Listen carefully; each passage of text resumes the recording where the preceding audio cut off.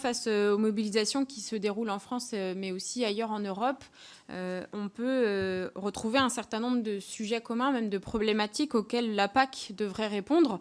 Je pense à l'absence de prix agricoles garantis, à une complexification des normes administratives, à une concurrence internationale accrue, mais aussi à une concurrence entre États membres. Et alors que pourtant la surface agricole représente plus de la moitié des terres de l'Union européenne et que le changement climatique impacte la sécurité alimentaire européenne, cette réforme, elle devrait notamment répondre à l'impératif de transition agroécologique. Et en imposant depuis Bruxelles des normes complexes qui sont parfois déconnectées des réalités du monde agricole, avec un budget qui est en constante diminution, eh bien cette réforme, elle aura fait qu'accentuer la colère agricole. Au lieu de répondre aux questions, au lieu de remettre en question sa méthode, la Commission européenne, elle a assoupli les règles environnementales en mai 2024 sous couvert de défendre l'agriculture, mais nous connaissons tous le poids des lobbies bien connus au Parlement européen qui parfois protègent plus leurs intérêts économiques que ceux de l'agriculture.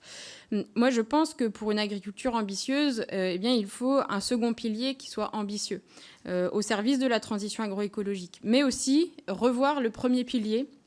Donc l'aide à l'hectare, pour moi, elle a fait son temps. Aujourd'hui, elle pousse plus à l'agrandissement et ça accentue en fait la concurrence entre voisins.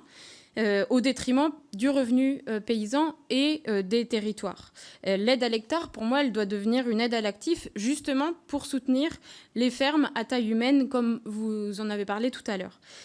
En effet, on voit que la corrélation entre aide de la PAC et taille d'exploitation a accéléré l'expansion de l'agriculture productiviste au détriment de ce qui fait la valeur ajoutée de la France, à savoir l'agriculture à taille humaine, créatrice d'emplois qui valorise les territoires.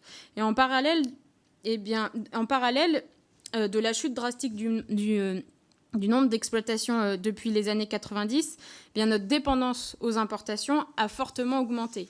Alors, est-ce qu'on veut continuer dans cette voie ou permettre l'installation de paysannes et de paysans nombreux pour nourrir nos concitoyens avec une production relocalisée ? En tout cas, je constate qu'il y a parmi les futurs agriculteurs et agricultrices une majorité qui souhaite s'installer sur des plus petites surfaces avec des productions plus diversifiées.